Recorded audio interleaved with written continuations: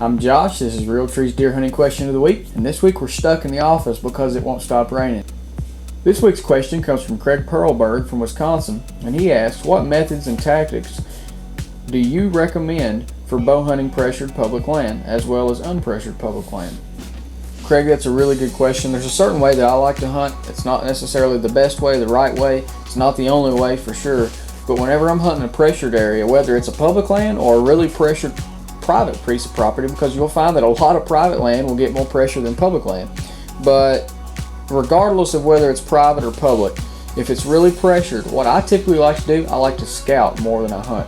I'll get back off the deer and watch from afar, or I'll put out trail cameras, or I'll put boots on the ground and scout in the field. But the major difference whenever I'm hunting pressured versus unpressured deer is I hang stands the day I hunt them. So I won't actually invade that area until the day I hunt it. And when I go in, I already know what the deer are doing or have a good idea of what they're doing, and I hang that set right then and get right in the tree. Now the key is to use a tight tree stand that you can get in there and get in quiet. Because if you don't get in quiet, the deer are gonna know you're there.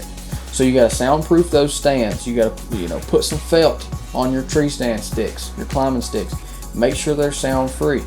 Pad those contact points on your tree stand. That way if there's any contact made, there's not much sound, or at least it's a dulled sound.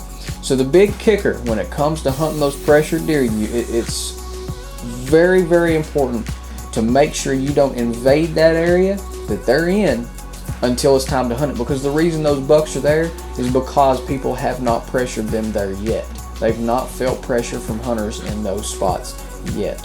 So you have to make sure the very first time you go in there is the time you go in to hunt that deer.